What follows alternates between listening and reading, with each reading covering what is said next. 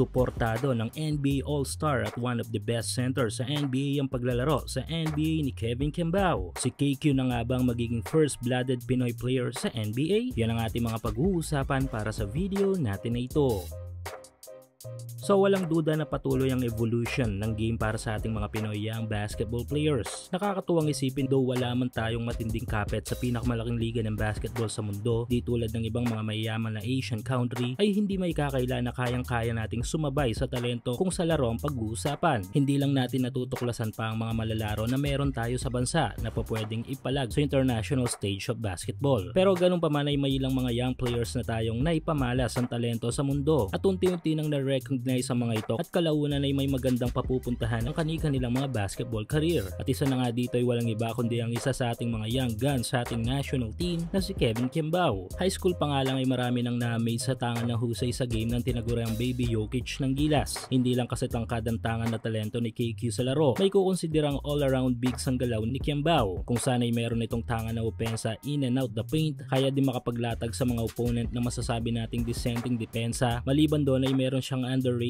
na ball handles na bibihira lamang sa tangan nitong height, at ang pinakamatindi dito ay ang kanyang mahusay na vision sa game, kung sana'y nag-aalaw sa kanya upang makakreate ng mga magagandang assist sa laro. Pagkatapos sa high school ay mas naging mahusay pa nga si KQ, kung sana'y napanghawakan niya lang naman ay ang pagiging back-to-back MVP sa UAAP. Bagay na mabigat kung isipin dahil sa kabila ng paparaming bilang ng mga field foreign players ngayon sa ating college basketball scene. At pagkatapos nga ng kolehiyo ay eto na nagdudumina na si Kevin Kembao sa pro, kung sana'y dinala niya ang kanyang talento sa KBL ng Korea na kung iisipin ay hindi biro sa kanyang mga nakakaharap na mga malalaro, mix of Korean pro players at yung mga tigda-dalawang import every team na pawang mga NBA caliber players. Well, hindi na nakapagtataka ito dahil nga sa tangan nitong experience sa paglalaro sa strong group athletic at sa ating national team. Yes, na-achieve ito lahat ni Kembao sa kabila ng mura nitong edad. Ongoing pa rin ang up to 6,000 pesos bonus na ipinamimigay ni 1x sa inyong first cash in. Hulaan kung sino ang mananalo sa laro sa PBA, NBA, FIBA o sa kahit anong liga ng basketball sa Asia. At kung tama kay magkakapera ka, kaya i-click lang ang link sa ating comment section at ilagay ang promo code na makikita nyo sa ibaba ng screen.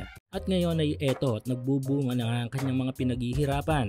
Dahil nito lang ay may bali-balita na may natanggap na imbitasyon si KQ upang mag-train sa Amerika. At ang pinakamatindi pa nga dito ay may imbitasyon din ito na lumaro sa isang NBA team sa NBA Summer League. Ayon sa kilalang sports website sa bansa na Tiebreaker Times ay tutungo nga raw si KQ sa Amerika mula sa June hanggang sa July. At ito nga ay para mag-train at makakuha ng spot para sa isang NBA team sa NBA Summer League 2025. Ayon pa rin sa article ay suportado si KQ ng kanyang mother team sa KBL na Sonoy Sky Gunners. Sa katunayan pa nga daw nito ay ang mismong presidente ng team ang kasama nitong tutungo sa US. Pero maliban sa KBL Ball Club President ay may dalawang prominenteng sports patron pa ang susuporta sa budget ni KQ sa Amerika. Pero maliban sa 100% budget support kay KQ ay mayroong isang malaking pangalan sa mundo ng basketball, lalo na sa National Basketball Association, na nagpapaabot din ng matinding suporta sa NBA dream ni KQ. Ito nga ay walang iba kundi ang 8-time NBA All-Star at NBA Champion na si Dwight Howard. Kaya sa mismong post ni Kembao sa kanyang official Instagram account ay isa si Howard sa mga nagpaabot ng mainit na suporta sa ating kababayan. Bagay na hindi na natin ikakagulat dahil kung inyong natatandaan ay nagkasama si Dwight at KQ noon sa team ng Strong Group Athletics upang irepresenta ang bansa sa Dubai Basketball Tournament. At bilang isa sa mga matinik na katandem noon sa SGA ni Howard ay isa din si Superman ng NBA sa mga nakasaksi sa husay sa laro ng ating young Pinoy player. Kaya naman matik support na si Howard sa opportunity na nakuha ni KQ sa NBA. At dahil nga dito ay si KQ na nga ba ang posibleng tumupad sa pangarap ng mga libu-libong Pinoy basketball fans. Ito nga yung magkaroon ng unang pure-blooded player